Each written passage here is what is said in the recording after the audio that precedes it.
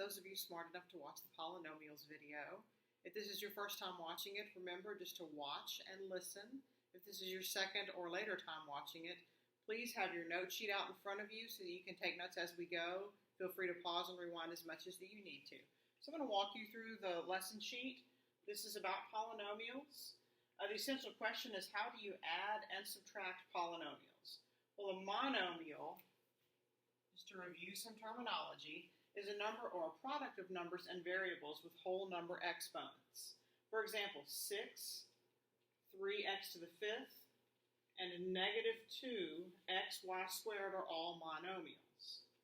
A polynomial is a monomial or a sum of monomials. For example, negative 4x to the 9th power plus 5x squared plus 1 is a polynomial. The degree of a monomial is the sum of the exponents of the variables. For instance, the monomial up here, negative 2xy squared. The sum of the exponents of the variables. Well, the exponent of x is an understood 1, and the exponent of y is 2. So the degree of this monomial would be 3, 1 plus 2. The degree of a polynomial is the degree of the term with the greatest degree. For example, in this polynomial, negative 4x to the 9th plus 5x squared plus 1, that has a degree of 9 because x to the 9th is the term with the biggest degree, the biggest exponents. To add or subtract polynomials, you combine like terms, and you can add or subtract horizontally or vertically. We're going to look at both of those methods.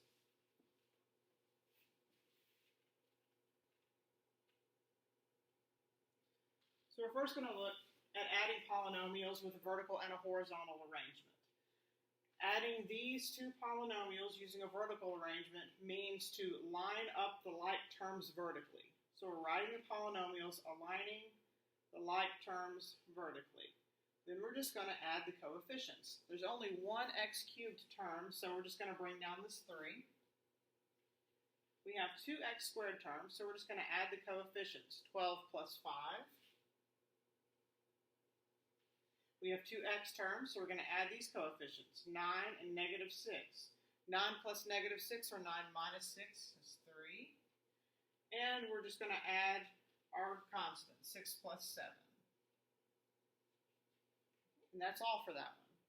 For B, we're going to add these two polynomials, but here we're going to arrange them horizontally. So instead of putting like terms one up on top of the other, we're just going to write them horizontally, but we're going to write them both in standard form. The original problem, this first polynomial, is not in standard form. This x squared term, should come first. So they rewrote it with the x squared term first. The second polynomial was already in standard form. So then we're just grouping our like terms. We have an x squared term here and here. So we have negative 7x squared plus x squared. We have an x term here and an x term here. So we have 2x minus 2x, and then we have a constant. Then adding our coefficients. Remember, if there is no coefficient, it's an understood 1. So negative 7 plus 1 is negative 6x squared. And then the x terms zero out. 2x and negative 2x become a 0 pair. And then we just bring down our plus 1. The 0 term you don't need to write again. So we just rewrite this as negative 6x squared plus 1. Remember, if you are having trouble adding integers where the negative is a larger coefficient, feel free to draw a number line at the top of your paper. And we have a couple of reflection questions.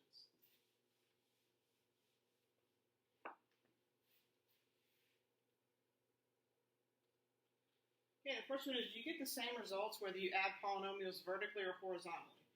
So what they're asking is, if you took this problem up here and you lined this up vertically, would you get the same thing as if you were adding it horizontally like this? Well, what are we doing when we add it vertically? When we are vertically aligning our terms, we're still just grouping like terms, just as we are here. So, would you get the same results? Well, sure you would. In both cases, you're grouping like terms.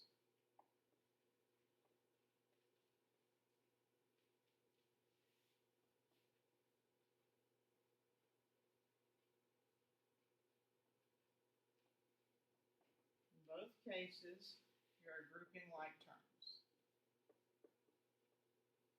So it's really a matter of preference over whether you want to add vertically or horizontally.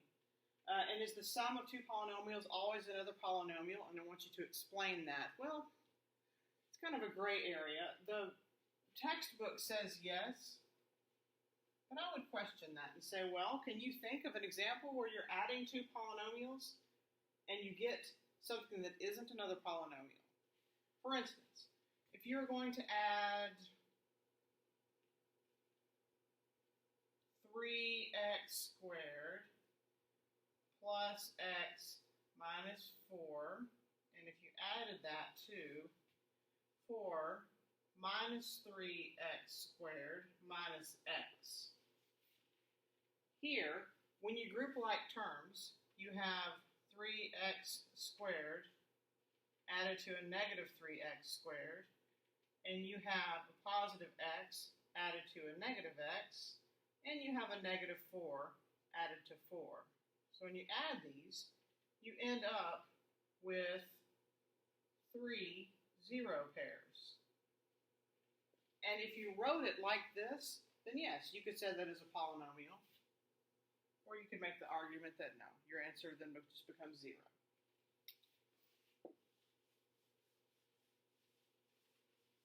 When you watch this a second time, you're welcome to pause it if you need more time getting the notes down. Okay, so there's one more reflection question here, and then we'll move on to example 2. Is the sum of two polynomials of degree 5 always a polynomial of degree 5? And give an example to explain your answer. Well, this is really a follow-up question to the previous question. So a polynomial of degree 5, like x to the 5th plus 3x maybe? Okay, and if you're adding that to negative x to the 5th plus 9x. If you're grouping your like terms here, you have x to the 5th and then negative x to the 5th. You're adding that to 3x plus 9x. Here again, you end up with a 0 pair, and you end up here with 12x. So now you end up with just 12x, which is not a degree 5 polynomial. This is a monomial of degree 1. So to subtract polynomials, you add the opposite of the subtracted polynomial. Add the opposite. We're going to focus in on adding the opposite when we're subtracting. The following example shows how to use this method with the vertical and horizontal formats.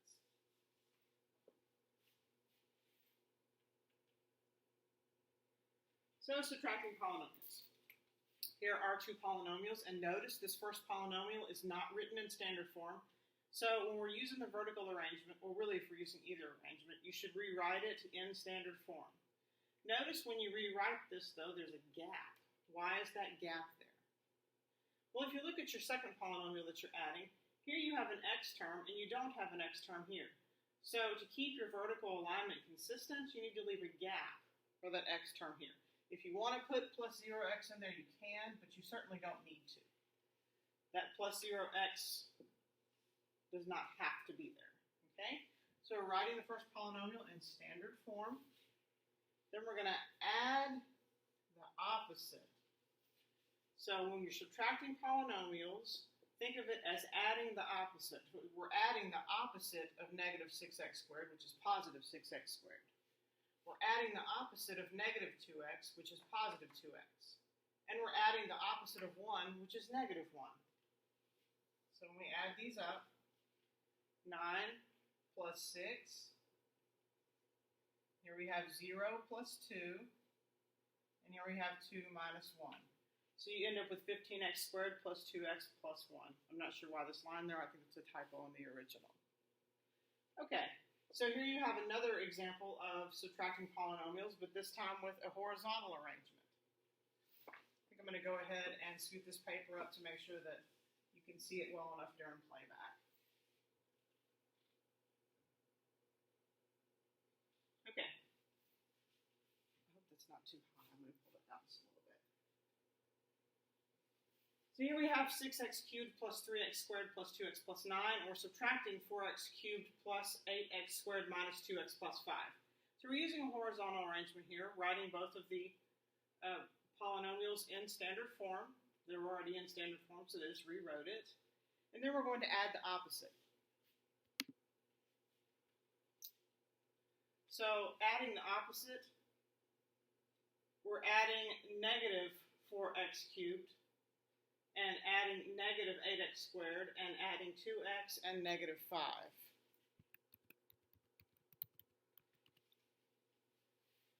So then I'm grouping my like terms. I have 6x cubed, minus 4x cubed. And then I have 3x squared minus 8x squared.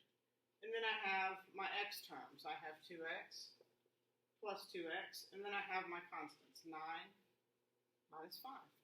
Then you're just grouping your like terms. 6x cubed minus 4x cubed is 2x cubed.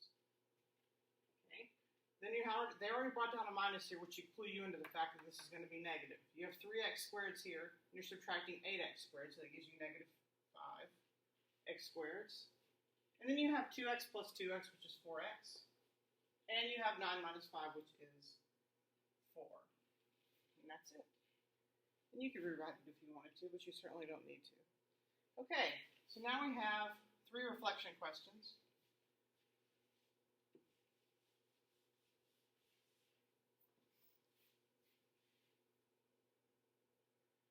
Starts off with, how is subtracting polynomials similar to subtracting integers? Well, in both cases, you're adding the opposite. In both cases,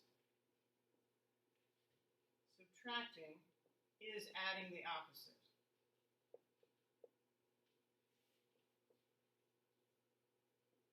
Adding the opposite. We've looked at this previously as distribution of the negative. And you can think of it that way as well. If you have 6x squared minus 4, and you're subtracting 2x squared plus 2, adding the opposite is the same thing as distributing this negative through. So you have 6x squared minus 4 plus, then you have negative 2x squared, and distribute the negative to that 2 also. Okay? So it says in part A, you leave a gap in the polynomial. We talked about this. 9x squared plus 2 when you write the subtraction problem vertically. And that was to make sure that you have proper alignment in standard form. Make sure you have proper alignment in standard form.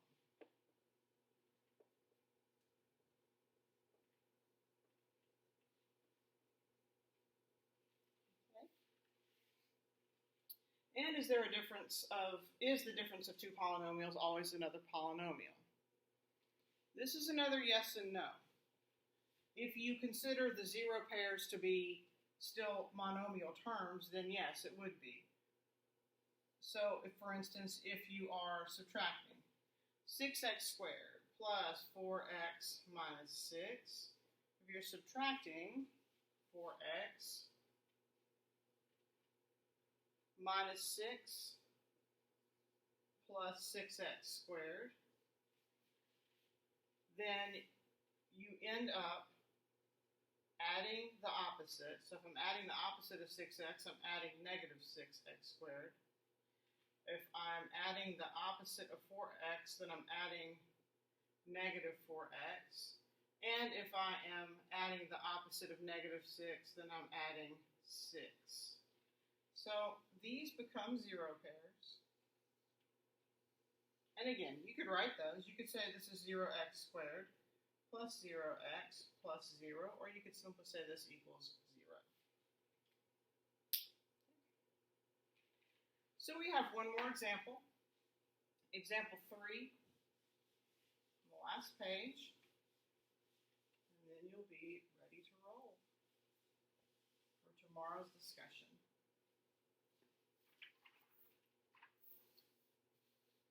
Here's a real-world problem.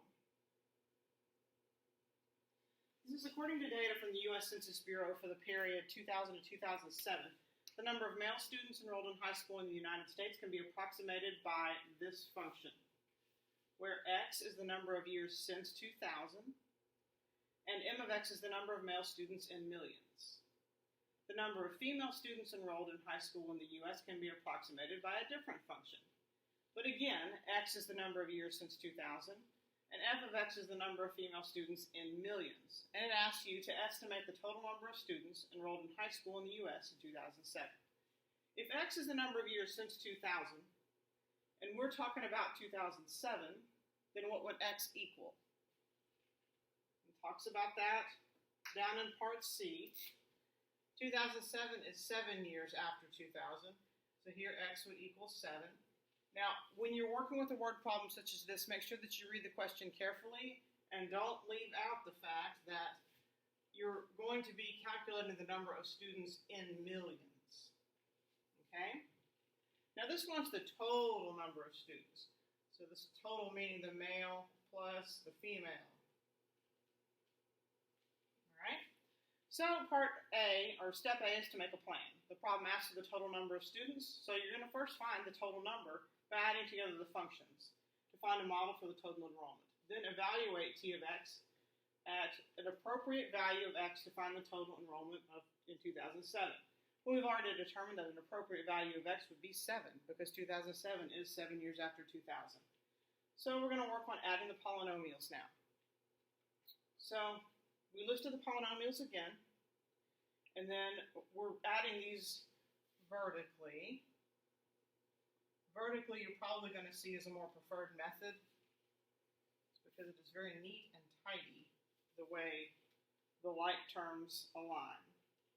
So when you're adding these polynomials, you have negative 0.004 plus negative 0.006. Negative plus a negative, you're adding the terms, and you end up still with a negative. Remember, on a number line, you're just going to go backwards even further. So you have negative 0.010, or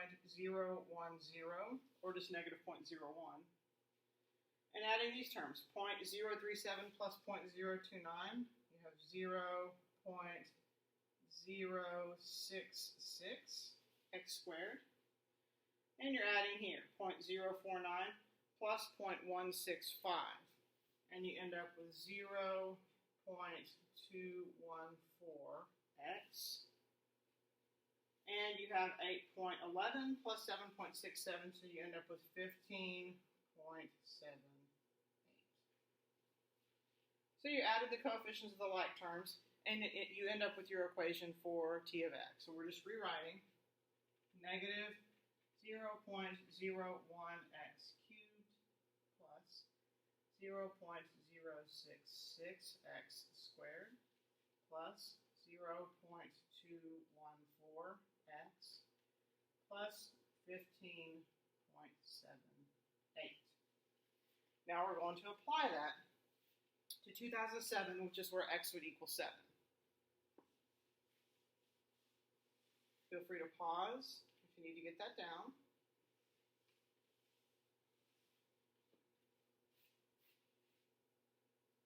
Okay. So now we're evaluating t of x for x equals 7. So basically t of 7. It says to use a calculator to evaluate, but I want to point out a common mistake here. And yes, I understand that you guys are going to use calculators from time to time. In the classroom, I would give you one for this one, pointing out this common mistake. So t of 7, if we substituted 7 in for x, we would have negative 0.01 times 7 cubed. Okay, I'm just substituting 7 in for the x's, plus 0.066 times 7 squared, plus 0.214 times 7, plus 15.78.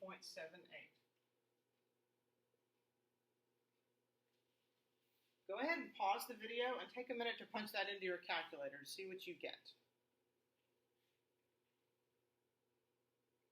Remember that this is asking you to round to 1 decimal place. So if you punch this into the calculator just like this, how many of you got negative 3.63512?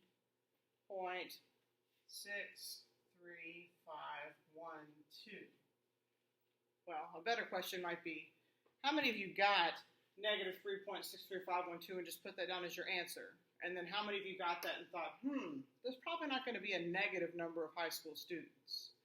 If you type this in directly, order of operations is going to come into play, and it's going to give you a negative number. So when you're typing this into your calculator, make sure that you either add brackets or that you type this with parentheses, 0.066 times 7 squared. Keep your parentheses around your groups so that you're going to get the correct answer. This is another reason why I often tell you that the calculator is going to mess you up more often than it's going to help you. I know that most of you still don't believe that, but hopefully one day. Now this portion I would keep in brackets or I would evaluate it separately. So if you got that negative number and need to repunch it, go ahead and pause the video and repunch that and see what you get. Okay, so you should come out with 17.082